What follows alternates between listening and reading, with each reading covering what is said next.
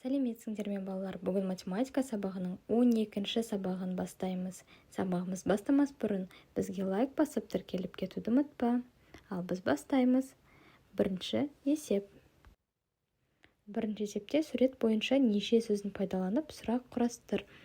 Неше шар ілініп тұр деп сұрақ қойсақ болады, балалар. Неше қыз аспапта ойнап отыр.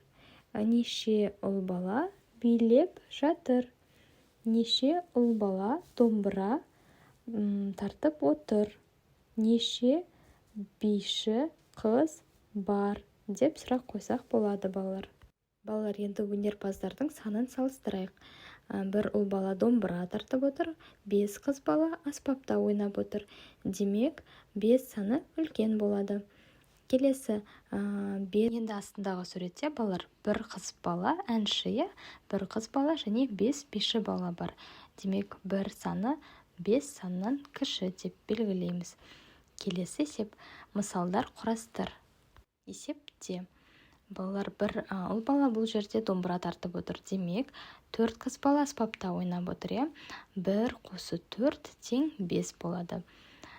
Келесі суретте бір бала домбыра тартып отыр. 2 қыз аспапта ойнап отыр. Демек, 1 қосу 2 тең 3 болады. Астыңғы суретте 2 ұл бала, 2 қыз бала бар. 2 қосу 2 тең 4 болады. Төртінші суретте 3 ұл бала және 3 қыз бала бар. 3 қосу 3 тең 6 болады, балалар. Егер сабағымыз түсінікті болса, үшінші есепке көшейік. Әр сөреде 6 заттан болуы үшін тағы неше заттан қосу керек. Бірінші домбырадан бастайық, балалар. Бір ғана домбыра бар.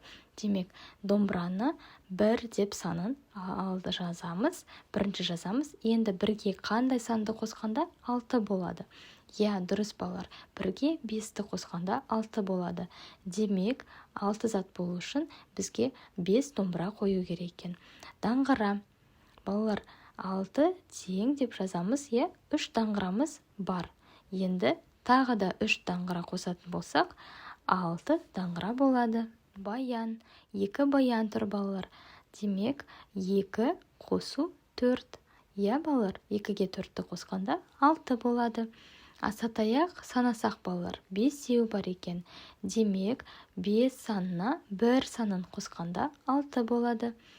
Келесі бізде, балалар, тұяқ тас деген. Оның саны, балалар, 4 екен. Демек, 4 қосу 2. Сол кезде 6 болады. 2 тұяқ тас жетпей тұр екен, балалар. Келесі сыбызғы. Сөреде 2 сыбызғы бар. Демек, бізге тағы да 4 сыбызғы қосу керек. Сол кезде 6 болады. Келесі есепке көшейік. Төртінші есеп. Сандарды салыстыр. 5 саны 6 санынан кіші. 4 саны 6 санынан кіші. 6 саны 5 санынан үлкен. 2 саны 4 санынан кіші. 3 саны 5 санынан кіші. 5 саны 2 санынан үлкен. Сабағымыз бүгін аяқталды, балалар. Лайк басып тіркелуді ұмытпаңдар. Сау болыңдар.